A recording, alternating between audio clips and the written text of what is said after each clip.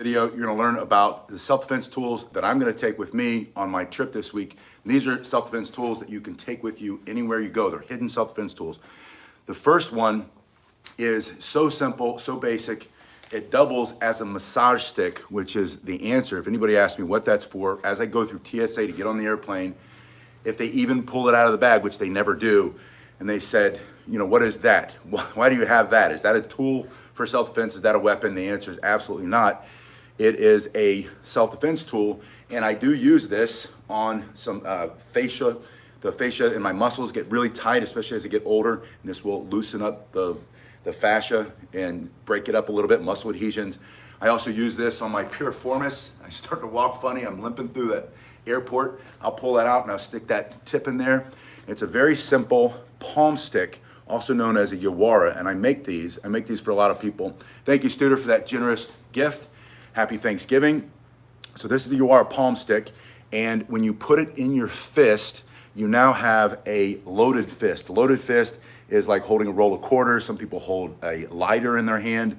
Anything that adds a little bit of weight, but also aids in the structure of your fist. It keeps you from busting your knuckles in, from pushing them in, from compressing. And so when you strike, you hit so much harder than you could if you had an empty fist and you're punching this way. So a loaded fist for self-defense is a very good option. So from here, if you had to, you pull out your pocket stick, your Yawara pocket stick, also known as my personal massage tool, and then I'm able to effectively defend myself with a simple punch, giving me a much harder punch. Hello, Matthew.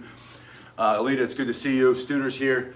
So from this position, straight punch is always the fastest, most direct, most effective for self-defense. If you had to, I like to be first mover. If I know I have no other choice and I'm able to pull this out, and then I can throw that punch. And so I can carry this, you can carry this hidden self-defense tool that you can take anywhere you go, everywhere you go, because it's just a simple piece of wood. Now, if this were made out of metal with the point, the TSA security might have more of an issue with it. They might question you on it, and it might be hard to justify. But it doesn't have to be made out of metal to be effective. First thing that you do is you use it as a loaded weight in your fist. The second thing that you can do is by swinging your entire upper body, using all this leverage and all the power in your core muscles in the front and back, swinging that into something like the temple, the jaw, the ear, the side of the neck. You hit that neck at the right point, you can put somebody on the ground very quickly, the blood flushes out of their brain, and they fall knocked out. So you're able to strike here, you can come into the ribs and the body, you can stick that into his hip or into the side of the leg. You hit that sciatic nerve right there, maybe you're sitting and he's coming up to you and you just, you're sitting in your chair waiting for your plane. There's a crazy person, something we see over and over again on flights. They've stripped you of all your self-defense tools, but you can carry this hidden self-defense tool that you can take anywhere you go, the Yawara palm stick. So the first one is that weighted punch. The second one is just swinging. The third one is the opposite of that, which is swinging back. Now you're engaging those huge back muscles and bringing it through this way. And again, from your shoulder to your arm, or really from your spine to the Yawara, to that point on your pocket stick, you have all of this leverage coming through to generate maximum amount of force. And again, you can do this as you're seated. You can easily do it while you're standing. The fourth strike from this is simply straight in, using that tip going into his nose or his eyes or his teeth, right here, the bridge of the nose, into his chin. Anywhere in here, that could be a fatal strike, so it has to be for life or death. Into the chest, you can even just take it with the tip, put your thumb there, and then press straight down and hit all that nerves. Those of you who've done martial arts for a long time, where pressure points involved, have had that done to you probably, and you know what that feels like. That's a very painful strike. But a simple pushing strike is very effective. And again, anywhere in the center line of the body. The question is, what can I remove or destroy for self-defense? I've been talking a lot to a self-defense guru. His name's Tim Miller. I put his link below. I binge watched all of his videos last week to prepare for my travel, my trip this week. He's somebody who's in the industry for his entire lifetime, his career. He's Secret Service, former Marine officer, law enforcement, police officer. But this guy has a podcast, and he talks about what's happening in the world right now, what to look out for, how to keep your family safe. And so I put the link below. If you're interested, go follow him, go watch a bunch of his videos. I know you won't be disappointed. I thought he's a perfect fit for you, for this audience.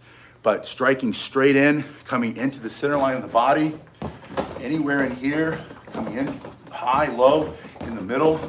What I was going to say was he reminds me of Tim Larkin, who wrote the book When Violence is the Answer. I'll put the link to that below.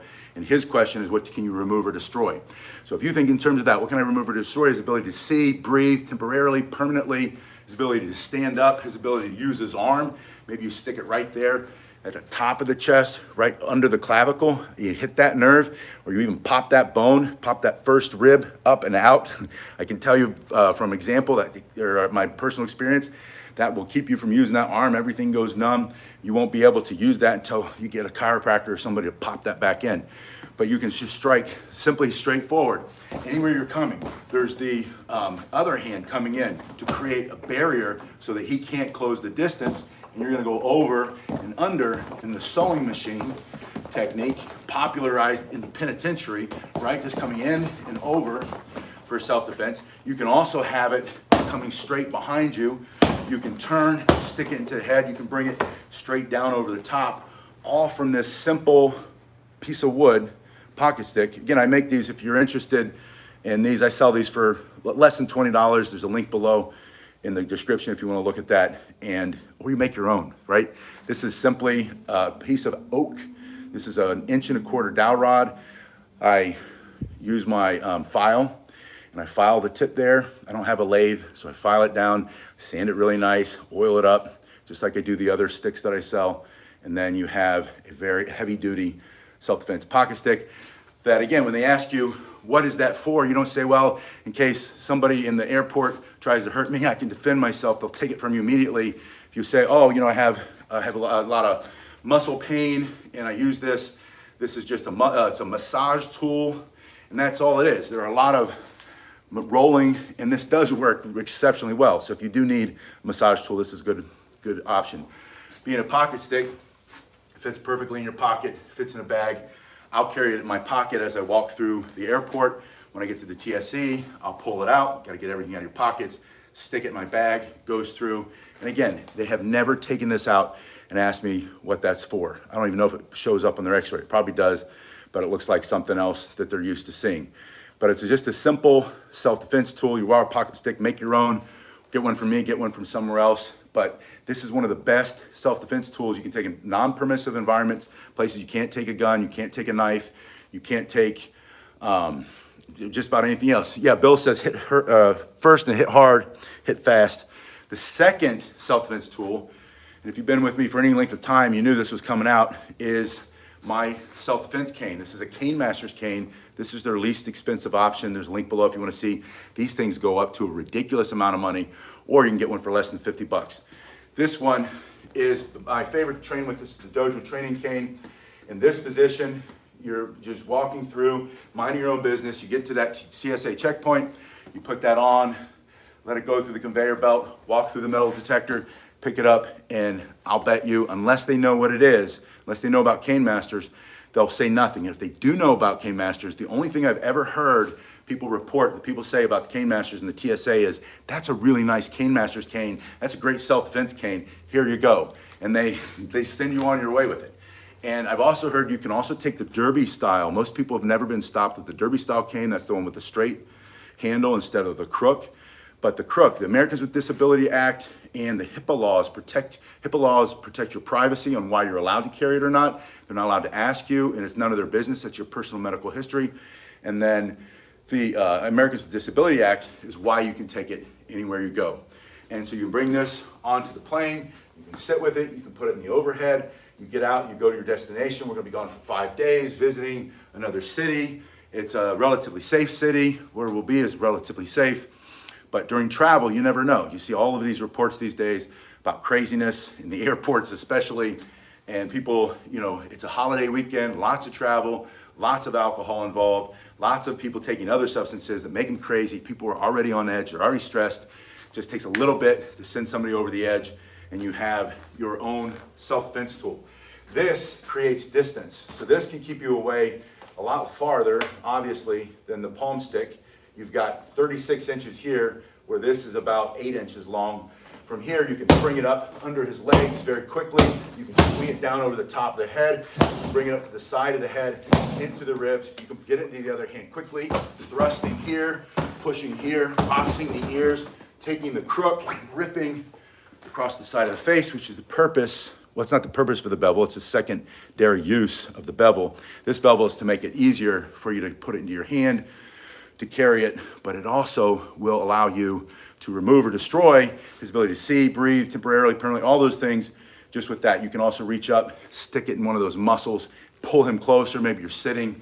And again, all these things work standing or sitting.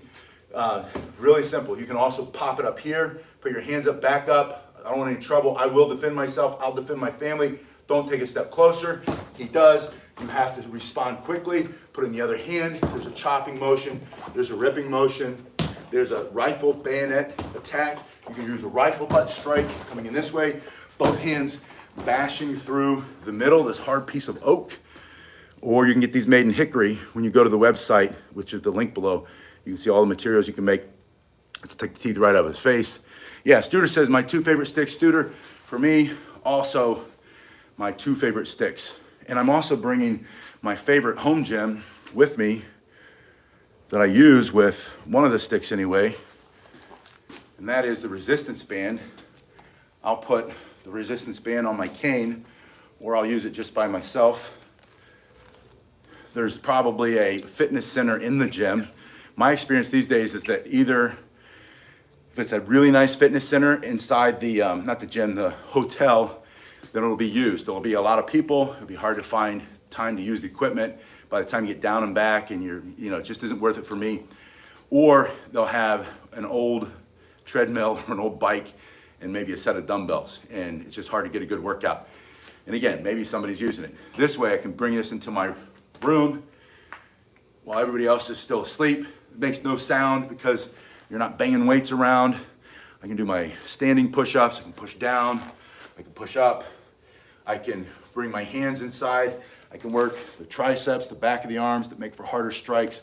My purpose of exercising as I get older, it's always been this way. I've never really cared about the muscles. Maybe when I was in high school, how you look. But when I went in the military, after I became a Marine, the first thing that I always thought about, thank you, Alita, for that generous gift. First thing I started to think about from then till now is how can I defend myself? How can I defend the people I care about? How can I defend those around me? What kind of strength, functional fitness? That's all I've focused on for the last, 30 years anyway. You can push your hips back. You can do curls. It's like on the bed at the house. We've got looking pillows and sleeping pillows, right? And when I first got married, I needed to find out which ones were the sleeping pillows, which one were the looking pillows, because the sleeping pillows all had to be put, or the looking pillows, right? You put them nicely on the chair, and then you sleep on the other ones. You get your hair oil in there, your face oil in there. You wash those every once in a while. You make the bed in the morning, you put the really pretty fancy pillows there. So I feel the same way about muscles. I don't want looking muscles. I want functional fitness. I want to punch somebody in the face, stop them smashing them back. Yeah, women love pillows, which is great, right? That's what we're attracted to. That's what some of us are attracted to, women who like to look nice and be nice and make the house nice and all that. So I have no problem with that. My point is, when I work out, when you work out, you have the ability to look really good, or you have the ability to look good and defend yourself really well. Then these are the exercises you want to do. If you put your feet between it, so that you're standing with your feet wide, and then bring your elbows inside and bend. You can go a little bit or a lot, and just an explosive press. You're going to hit almost every muscle in your body. And you want to think about time under tension. Don't worry about counting repetitions. Don't try to do 30 or 40 or whatever. Do 30 seconds or more and then rest. It'll depend on the size of the band. And I don't have a link in the description, but I'll put a link in the description to these bands. This is less than $15. I know this one I got when it was on clearance, so I got it for like $7. And this has probably, 10,000 hours in it, and it still hasn't snapped. I marvel at this one all the time because I haven't been able to break it. And it's not that I'm trying to break it, we just use it all the time. This is a great one if you ever get headaches. And what you're doing, headaches from tightness in your chest or from stress. This is going to activate the muscles along your upper spine and get your shoulders back and down. Or if you do this all the time, or if you have a job where you're doing this exercise is great. But your thumb has to turn back and out, coming down. And notice the band starts above your head or about forehead, and then it comes down to the top of your chest. And there's that slight turn.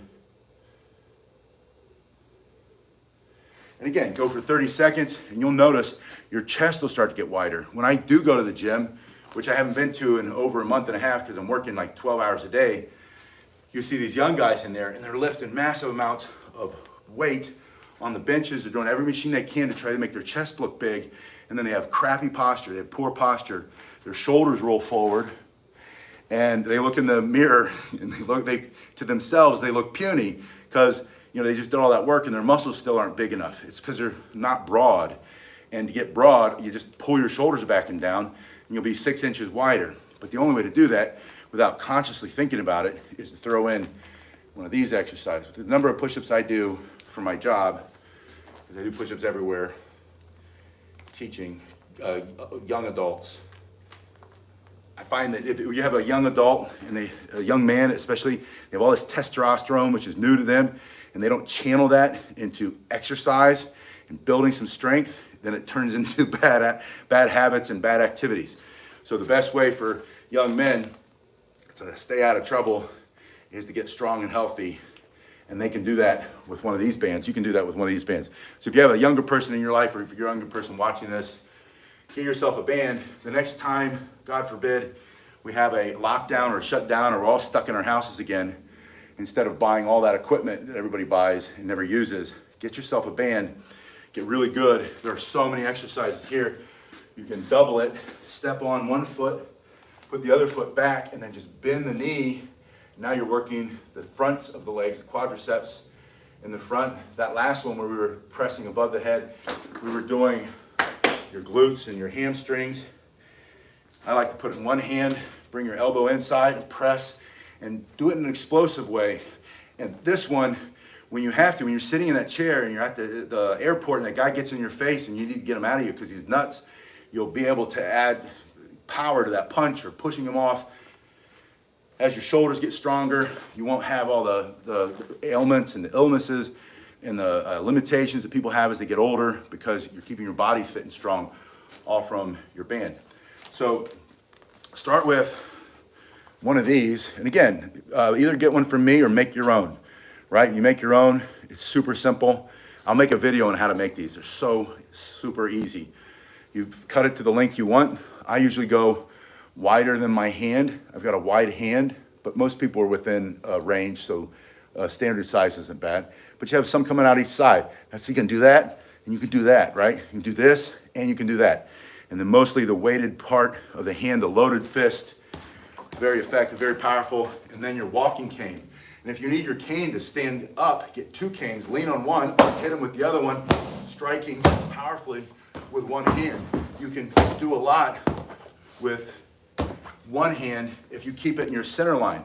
If you're swinging out here, it's harder on your shoulder, but if you keep everything from here, fighting in front of your body like you should with your stick, you can do a lot with just that one arm. Anyway, you guys have been awesome. Thanks again for those generous gifts, Stuart, Lita. Thank you for all of you who give me those super thanks. I know, Stuart, you do that a lot. When you come back and watch my videos, you hit that super thanks button. That's much appreciated. It has helped me keep this place open for a long time, and things are shifting. It's very difficult to, as people, I don't know what's going on in the world, right? We all don't know. I heard it said really well recently, we're not all in the same boat. We're all in the same storm. Some of us are on a yacht, some are on an aircraft carrier, some are in a dinghy, and some are just barely treading water. So remember that next time you hear that saying, we're all in the same boat. We're not. We're all in the same storm, but we're all rowing ourselves. And if we can find a way to help each other and help somebody get out of the water and bring them into your boat, even if it's a little canoe, now you got two people rowing. So find somebody to train with, so find somebody to talk with, find somebody to lift up. If you find yourself always talking all that nasty, negative stuff, don't do that, right? You pay attention to what's happening in the world. Be aware, be advised, but don't fall into the trap. Oh, thank you, William, for that super chat. That really helps. I appreciate that. Yeah, sheet of ice. Also, check that link below. Tim Miller is his name, and he's one of the OGs, the original gangsters, the old guys of self-defense and self-protection, protecting your family, protecting your home, self-protection when you travel. This guy is a top tier, level 1 kind of guy who knows everything about everything. And he's got a new podcast that keeps getting stymied by the algorithms. So if you guys go and check him out, give him a like, follow him, watch some of his videos. If you like it. If you don't like it, don't watch it. But my sense is that a lot of you are going to get a massive amount of value if you follow that. That's that first link below. And then leave him a message and say, hey, Matt Pasquinelli sent me over, and if you like his content, but don't blow smoke if you don't. You don't have to like everybody. I don't like everybody. Not everybody likes me.